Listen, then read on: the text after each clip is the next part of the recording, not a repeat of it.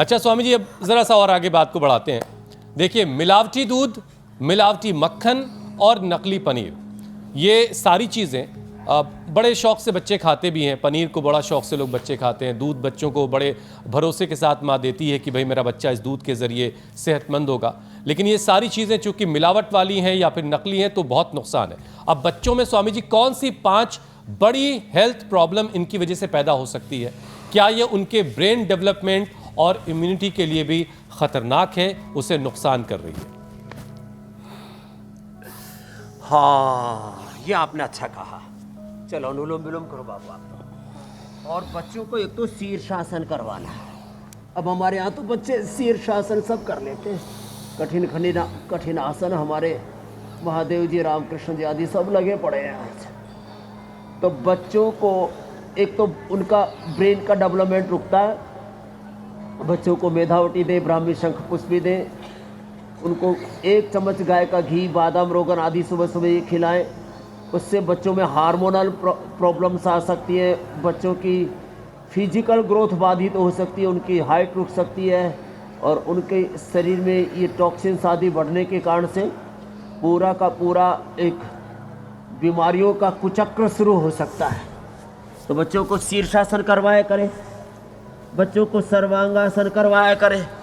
हाँ, सर्वांगासन करो ऐसे,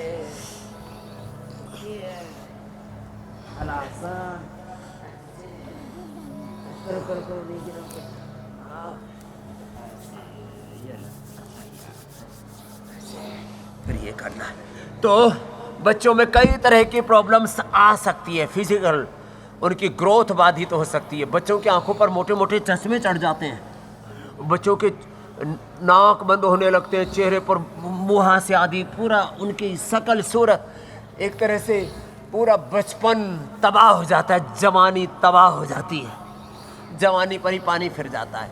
इसलिए जो है बच्चों को इन नकली चीज़ों से बचाना पड़ेगा। बचाइए अपने बच्चों को ऐसी नकली चीज़ों से और इसके खिलाफ एक लड़ाई जो स्वामी जी लंबे वक्त से लड़ते आए हैं। स्वामी जी देखिए, आप तो लंबे वक्त से आप योग की दुनिया के बेताज बादशाह तो ही हैं, आप योग गुरु हैं, विश्व प्रसिद्ध, पूरी दुनिया आपको योग गुरु के तौर पर जानती है।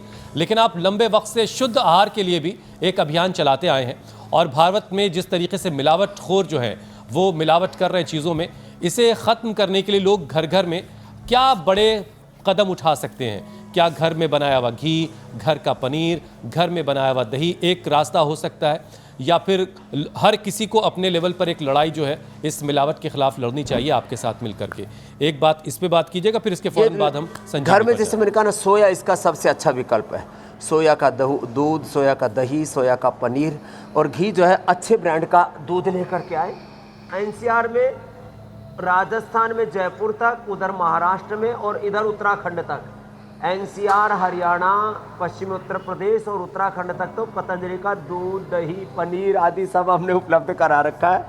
और देखो जो है, एक बार भी हमने इसके लिए बहुत ज़्यादा चौकन्ना रहना पड़ता है, क्योंकि लाखों किसानों से दूध को कलेक्ट करना, फिर उसकी क्वालिटी कंट्रोल करना बहुत बड़ा चैलेंज रहता है।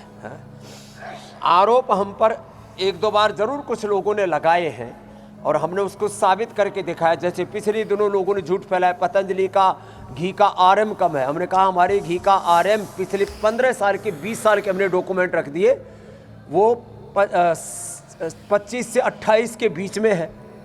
फिर किसी की लैब ही सब स्टैंडर्ड थी, उसने कहा कि वो तो 0.5 आरएम वैल्यू, जो घी की उड़नशीलता है। मैंने कहा पतंजलि गाय के घी में एक रत्ती भर भी कोई चर्बी, कोई नकली कलर, कोई किसी भी प्रकार का फ्लेवर, फ्रेगनेंस, एनिमल फैट या वेजिटेबल ऑयल निकाल के तो दिखा दे और फांसी पर अटका दे स्वामी रामदेव को, ये हमारी गारंटी है।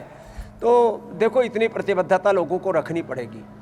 फिर जो रोज़ सबसे पंगे लेते हैं उन लोगों के ऊपर तो खैर आरोप प्रत्यारोप अलग बात है, लेकिन मेरी प्रतिबद्धता है मैं अंतिम स्वास्थ्य फायदे के लिए पूरी प्रामाणिकता के साथ कीटाणु समाज में रोग फैलाने के लिए आतुर है। आहार भी शुद्ध रूप से पहुंचाता रहूंगा, उपचार भी करता रहूंगा। मैं कह रही हूँ स्वामी जी, जो लोग भ्रम फैलाने वाले कीटाणु इस समाज में मौजूद है, उनका एक ही उपचार है, उन्हें भी योग की शरण में ले आना होगा। तो उनके ये दिमाग में जितने कीटाणु है ना भ्रम वाले, वो भी फिर खत्म हो जाएंगे।